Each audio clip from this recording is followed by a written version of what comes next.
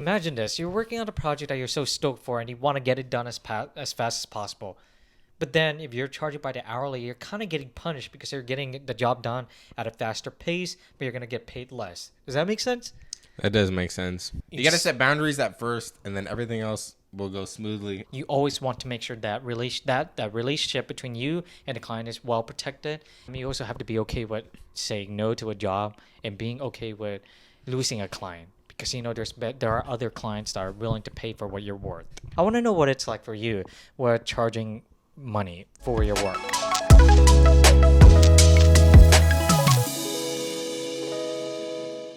Honestly, perfectionism is it's a Yeah. pain. It's one of the greatest Achilles heel for most creatives. And that's what we're going to be talking about today is Actually, creative that's one of the things that we're going to be talking about. So, creative pain points. Yes, creative pain points. That's the overarching yes. idea. We have some scope. We're going to be talking about a bit of a scope creep, revisions, maybe contracts, and then charging high and why you should not feel bad for doing that at all. Because my goodness, we need therapy for that. Yeah. Yeah. My name is Kino Manuel, and my Instagram handle it can be found right here. It's Kino Ator. He gives me shit for my French username, but he stole my name.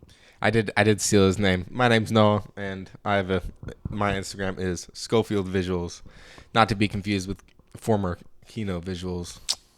He stole my name. Hey, But hey, it is what it is. But so, let's get right into this. So, scope creep, dude. That is...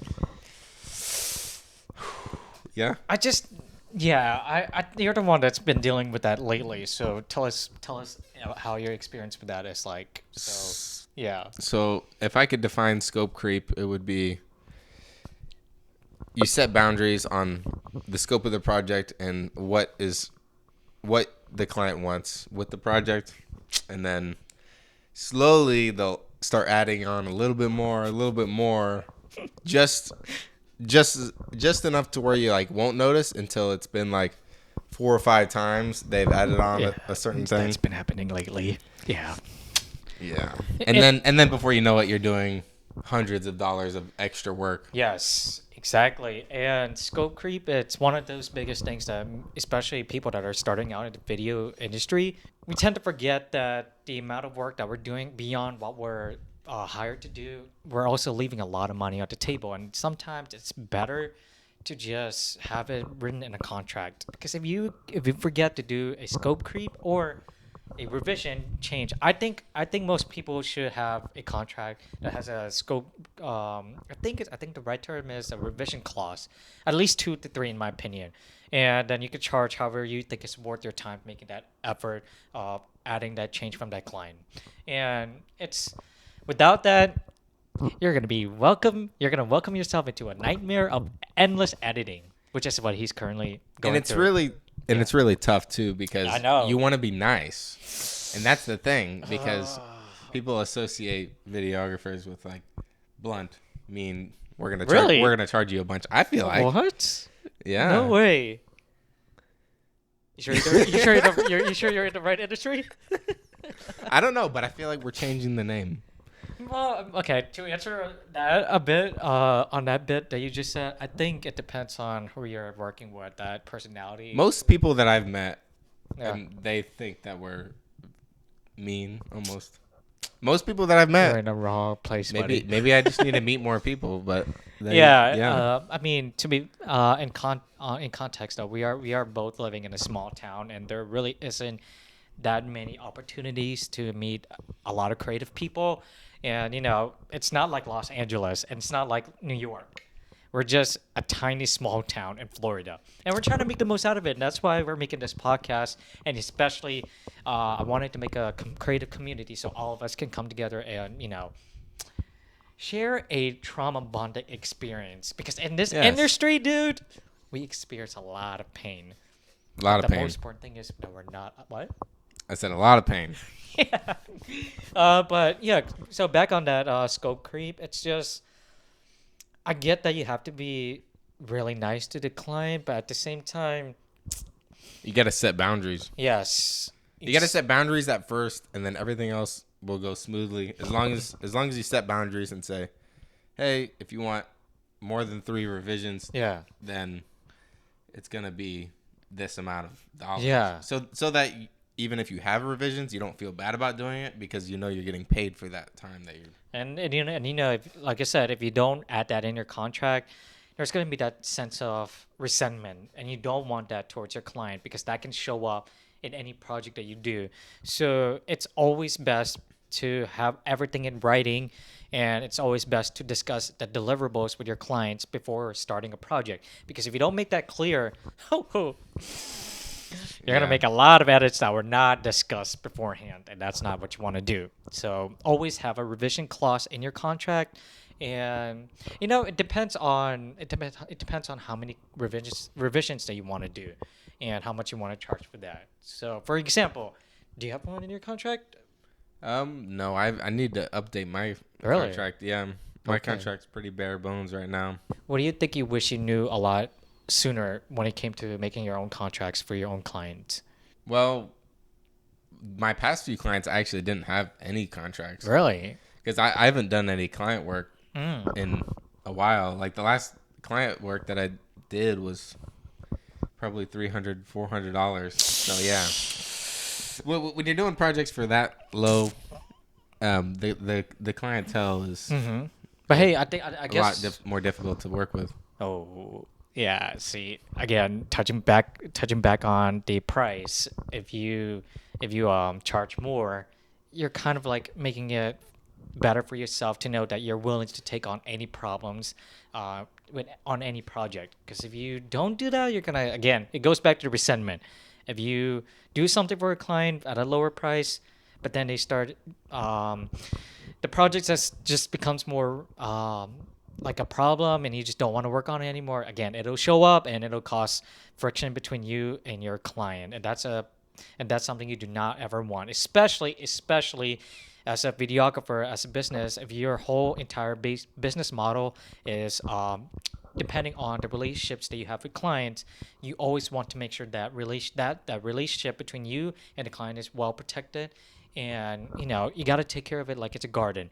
I do have a garden, by the way, but it's dying. Not that it's relevant, but that's my analogy. If you take care of the garden, it'll prosper. But if you don't, it'll just rot away until Mother Earth eats it up. I don't know why I said that.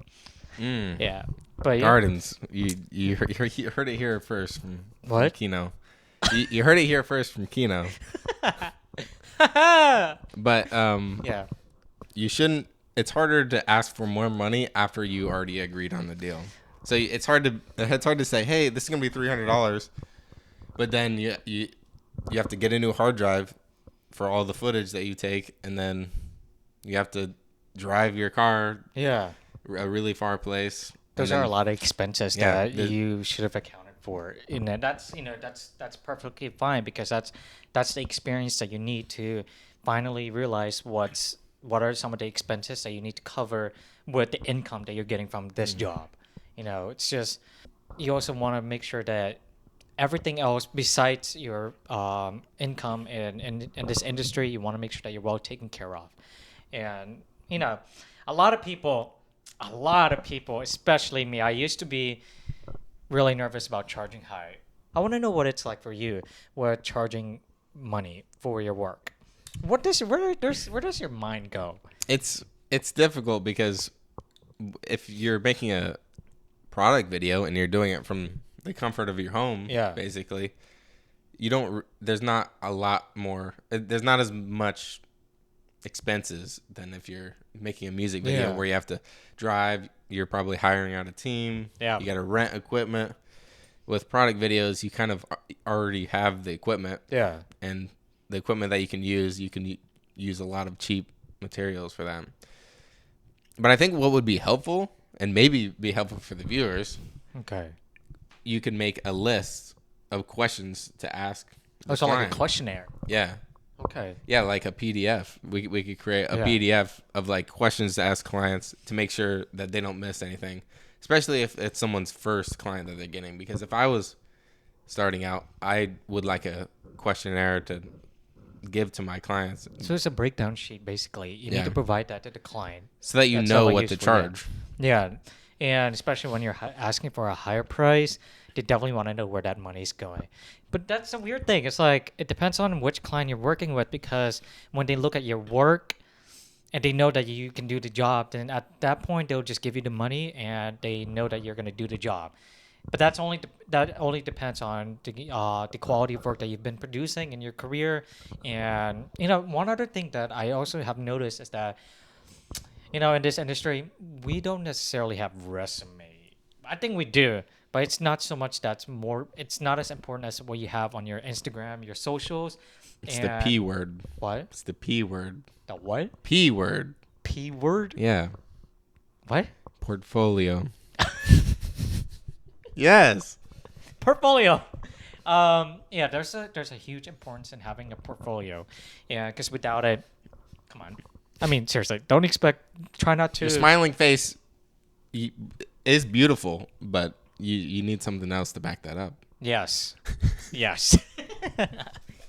But yeah, it's like charging high. What do you think you normally charge if you had to start over again? How much would you have charged for your services? It's depending on the project. Okay. So like, did you want to get a specific example? All right. Let's start with okay, I'm a client that's asking you to do a music video. Okay? And I'm looking to do, I guess we'll start over there. It's just like a blank statement, because in my experience, most people tend to ask, "Hey, can you shoot me a music video? How much do you charge?" That is Yeah, the most. if you respond with a price after that, What? if you respond with a price after that, Yeah. yeah, that's not good. Yeah. So You're leaving a lot of money on the table. yes, but also at the same time, you also have to be okay with saying no to a job and being okay with losing a client, because there are other clients that are willing to pay for what you're worth. So that being said, though, okay. Hi. I'm trying to shoot a rap music video or something like that. Okay. How much do you charge? How?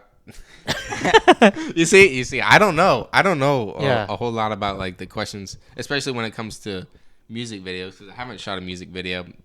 So I guess what would the first question be? Because I guess I can ask, what is your budget for this project?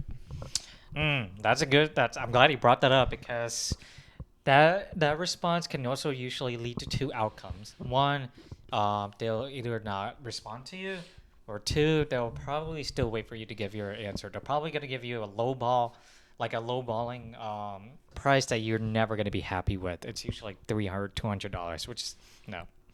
I mean, if you're starting out, it's good. At least if you need to get work done, that's perfectly fine. But as you get higher, dude, no. You got to charge high, or at least to a price where you're happy with. So you got to have two levels of price. Because we talked about this the other day. Yeah. You have the resentment price, and then you have the price that you're happy with. You always want to make sure you have enough buffer between the two, so that whenever you and the client negotiate, you can always go back down until you hit your limit. So, I don't know. What would your highest price be? The highest price, or the lowest price that I would be absolutely stoked for Yeah. a music video? Yeah. Probably like $1,800. $1,800? 1,800. That's a good right there. That's a good one right there. That also, but here's what we're also forgetting here, folks. The other thing you got to remember is that you have to charge accordingly to where you're located, and if there are any other competitors in this area, try to compete on that. There's just so many ways to go about that, but I think 1,800 is a good start, because again, we have lights, we have the camera, we have the people that we're hiring, we have so many other things that most people, especially when they're starting out, they tend to forget, because they think, okay, $300 should be enough. But then when they edit, oh my god, dude, the editing is the one that takes up the most time, because believe it or not, yes, we take a lot of time setting up, but it's the editing that takes up the majority of time, to be honest. I know you don't charge by the hour, but what would you charge by the hour of editing? No, man. What would you charge? What would you say your worth is an hour with editing? To be honest, I have never charged hourly because one, there are actually several reasons. Because one, imagine this: you're working on a project that you're so stoked for, and you want to get it done as fast as possible. But then, if you're charging by the hourly, you're kind of getting punished because you're getting the job done at a faster pace, but you're gonna get paid less. Does that make sense?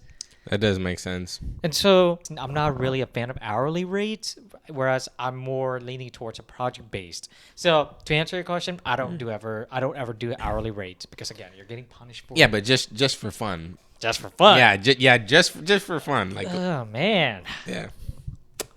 for editing, Mm-hmm. 75 to 100. The lowest I would do is probably 50 or nah. I would say personally probably 40 or 50. And I think when you say that also depends on the editing skills of the person too. Yeah. Because that's another conversation for someone who's working as an editor. Yeah. So Because editing skills vary from different projects. Yes. Because there's event recap type editing, but then there's yes, music video editing, and then there's like YouTube editing. there's documentary editing. Yeah. It's just a lot of art forms, to be honest. We do pay our respects for all the editors out there. Yes. We know. Let's press F for respects. Let's take a second here.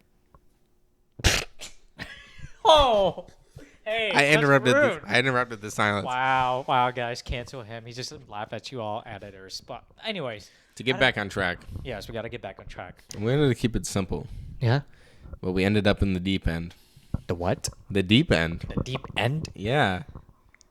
That's what she Colin. said. That's what Colin and Samir say whenever they start getting rambly. How we're doing right now. Okay. I'm doing great. It's been a long day, actually. We just finished our shoot for today because we do have a full-time job, and this whole entire thing that we're doing is just for fun.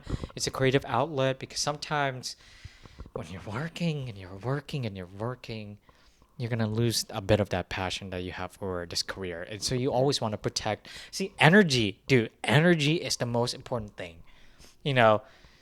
because that can show up everywhere beyond your career. It can show up in life, in your relationship.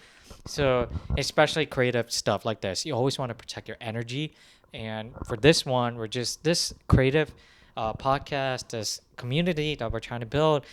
It's a way for us to just keep that energy alive and just as passionate as we were when we started doing filmmaking. Yeah, trying to focus more on making this the most enjoyable experience for us. Yes. Because if it's enjoyable, then we're gonna want to do it more. But Yes. if it takes 2 hours to set up lights and cameras, then But you know what? we're not gonna get past the third episode. Wait, what? We're not gonna get past the third episode if we have to set all this up every time. I'll do it. I'll do it. In spite. I'll do it because I want to see this community succeed. But Unless we anyways, can find the What? How unless are we you can find the doing? grid. What? We just said what at the same time. What? What did you ask me? I would say, how are you doing? Because this is apparently the deep end. Yeah, this is the deep end. Do you have any last message that you want to say to the viewers? No, just don't feel bad about, like, to summarize everything, don't feel bad about charging a Yes. higher price. If anybody is interested in a questionnaire or needs help with that, then hit us up in the DM at Hit and Record, and we'll help you out. Yeah, and I guess that's pretty much it for this episode. Now, if you want to see more, don't forget to hit like and subscribe. We also do have a Discord channel. If you want to join and be part of this community, the link to the Discord server will be down in the description, and I'll probably throw it up on the screen here too. We're trying to grow a community there, and that way we can all network, especially in the small town. That will be so useful, and it will be so helpful to see everyone thrive instead of competing against one another. So again, don't forget to hit the like and subscribe to this video if you want to see more content like this. And if you have any friends that are Yes. creative, then make Yes. sure to share that to them. Yes. If you're watching this on Yes. Spotify, then make sure that you rate and review the podcast. Yes. That helps more than you absolutely know. It does. Yeah. One person is more than everything. Okay? It's like gathering the infinity stones. We're one stone closer to getting the snap. I don't know why I said that, but it just made All right. sense in my head. This is the end of the podcast. Don't Yes. stop creating. Goodbye. And cut. We'll see you in the next one.